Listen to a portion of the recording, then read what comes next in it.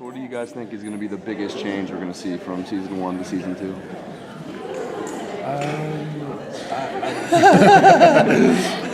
Where did you begin? Well, season 2 is an evolution of the storylines that sort of left off at the end of the Defenders, right? And we're sort of kicking off into and evolving beyond that. So it's the stories that was told in the Defenders, where Matt Murdock sort of tells Danny, "Protect my city." As we saw in Luke Cage season 2, that Danny is sort of protecting the downtown area of New York, while Luke is in the uptown. And a big part of that is being on the streets of New York. And I think for Colleen as well, we're going to see both these characters, and all our characters, in fact, in their lives in New York City, on the streets of New York, and with new friends, with new jobs, with new experiences that'll sort of round out those characters in their lives in a very different way. You talked about on the panel the making Henwick really come to life in the second season. How did you go about giving something so fantastical any sort of dimension? It's interesting. We were talking about this before. We ground it in a relationship. I think that the best. One of our director of the first episode, David Dobkin, he's always talking about how if you take something, the more you ground something, the more you can fly. And so all of the Kunlun stuff, a lot of it is about a way to understand the Danny and Davos relationship and to understand what drives it emotionally, not just about the mythology of it. So I think, we were able to really capture a beautiful and interesting new look for Kunlun, but it all flowed from, I think you saw in that clip, that's a really cool fight, but it's deeply emotional. So emotional. And I think also Sasha and Finn, you were telling us that they really went for it, emotionally and physically. Yeah, we really did. Yeah. What kind of a headspace do we find him in at the start of the Danny? second season? Yeah. Well, he is. He's just, so he's taken on the.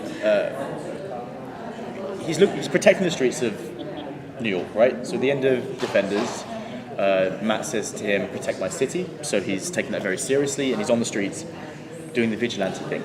At the same time, he's just moved in with Colleen. So he's kind of like, I don't know if any of you, in your 20s, you kind of get the new job, you've got the boyfriend, you've got the girlfriend, you move in with them, you're doing that thing for the first time, and even though it's really exciting and you feel really confident and renewed in purpose, at the same time it's like, oh shit, can I handle this? And so that's kind of where we find Danny at the beginning, to kind of try to make it more relatable for other people.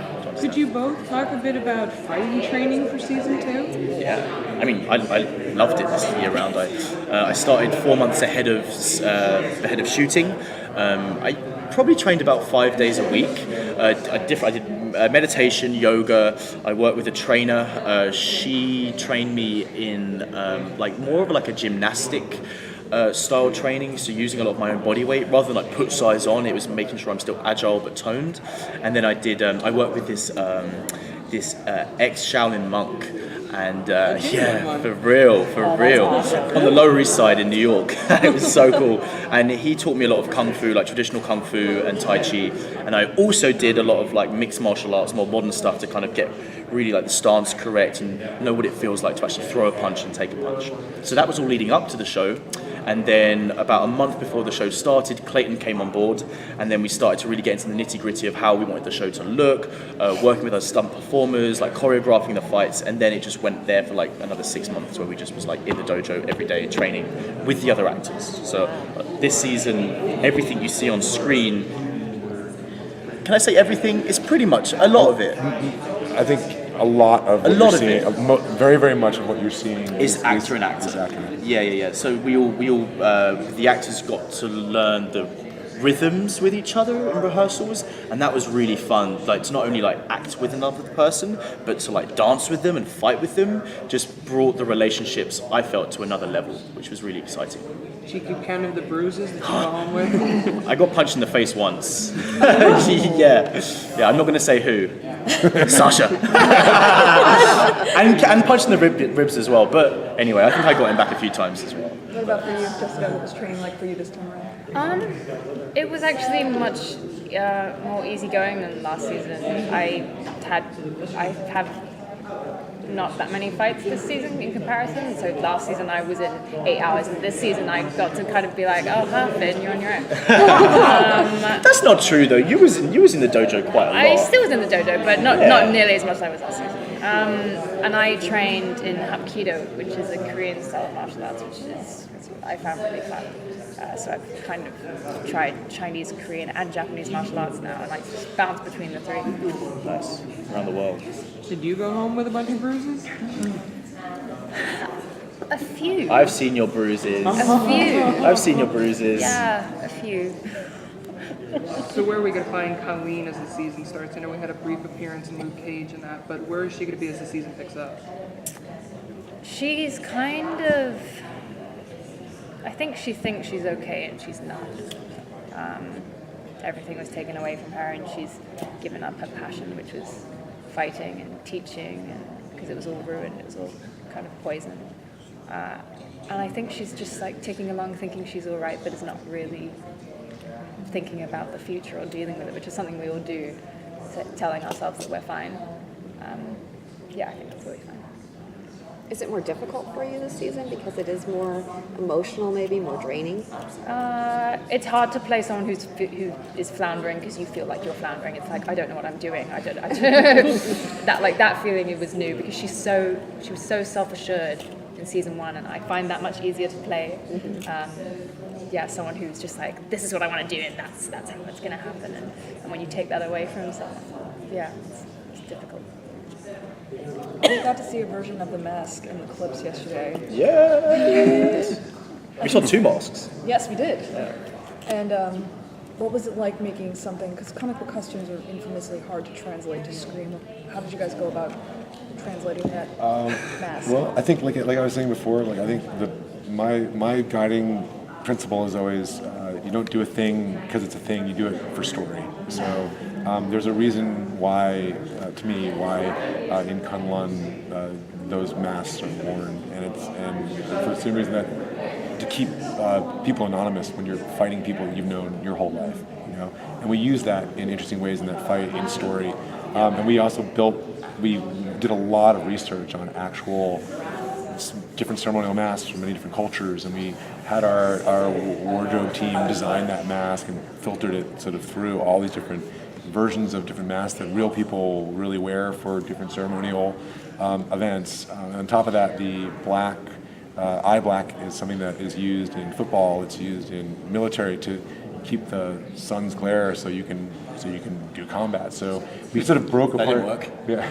well, as you saw in the stuff as well, when the mask comes off, you miss the eye black. But the point being that I think that it was really, really fun to take something that's sort of an element like that and say, well, why would somebody wear something like this? What does it mean to them? You know, and so the same way, Matt Murdock covers his eyes and that mask evolved to protect his head. Like we built a story around why the mask needed to be in a story. Because the idea is that Danny and Davos are brothers. You know, they've been raised together. They have a very close connection, and in order for them to fight each other, they have to conceal their identities so they can all they see is another fighter. And so it's interesting in that clip what you saw. There's the moment where he takes the mask off, and Danny for a moment is like he sees into the face of his brother, and he questions what he's doing. And then that's when Davos gets the advantage, you know. So that's another like really interesting thing with the fights is the fights aren't just like bish bash pow, you know. There's a real emotion, there's a real story driving all the fights this season, and that's been really fun to play for an actor. You know, it's not just about learning the choreography and kicking ass. Like there's more like what is this scene trying to say, and how does this propel the characterization of story? You're just coming off of your stint in Luke Cage season 2. Yeah, I actually filmed that whilst I was training for season 2, actually. Just tidbit. So, from more or less attempting to save Luke Cage from himself in Luke Cage season 2, where's Danny's headspace when the season starts off? I mean, did I answer that earlier? I thought I kind of answered that earlier, but it's kind of, you know, he's a lot more grounded in his in his world. You know, like he's now moved in with Colleen. He has a job. You know, he has a job. He has a house. He has a girlfriend. Like he's settled. You know, and that gives I think you the word purpose was a really good one. purpose. But yeah. He's made a choice to defend Lower Manhattan, you Right. know, and I think he's really pushing himself to do that. Pushing himself really hard. Totally. What would you say is the overarching theme of this season? We have a bunch of themes. I think duality and seeking balance. I think in any it's interesting what Jessica was saying before about, you know, people go through life saying that they're okay, you know, but we're all looking for the idea of, I'm going to get to a place where I'm on steady ground, and we all know that that's a really difficult thing, and you usually never get there. And the only way you can move through all the landmines is by keeping yourself balanced. And I think all the characters are searching for their which side they're going to land on, and so that duality and that balance that we all carry with us is that's the running theme in story and in character all within the season. After 2 seasons of this, what do you think is like his most defining characteristic? What is it that you latched onto that you absolutely love about it? There's so many things I love about Danny. I think it's his strength of heart and his strength of spirit. No matter what is thrown at him, he will always persevere relentlessly with. Would you say optimism? That kind of not optimism, sometimes but kind of that I think positivity. positivity. Yeah, right. Just like he won't let things get him down for much longer, and he always just strives to be on the right side. You know, to go towards the light. You know, Danny had a hard upbringing, but that doesn't affect his his outlook on life. And I love that about Danny. I love that about him. Can you give a teaser to the hardest scene for the both of you to film in the new season? I mean, just working through winter in New York was pretty tough. Like, it gets really cold. I don't know if you saw that scene yesterday outside when I was beating up the armored car. Like, that was, I don't know, Fahrenheit, but that Everyone was wearing giant parkas. The only person not in a parka was Finn. Yeah, it was freezing. But the Kunlun fight was a slog. Like, that was we really did beat ourselves into the ground. There was a scene shown yesterday with Simone and I, Misty and Colleen, going to some women who I can't say what they're called because it's a reference. People will dig up information and find out who they are. But that was hard purely because that building was full of asbestos, and so so it was literally like, okay, cut, okay, but don't stand over there. Okay, I'm just going to go over to Crafty, but don't go through that corridor. So that was quite interesting. Some of the dreams of working in real New York is you have to face New York's real problems. It's part of the charm of it. Yeah. There's a lot of.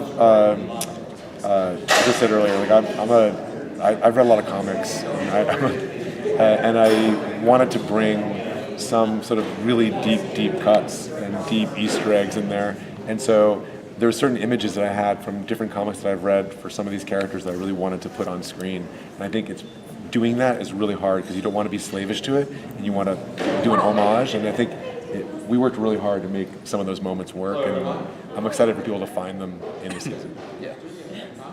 Love the Easter eggs. Thank you guys so much. Thank you.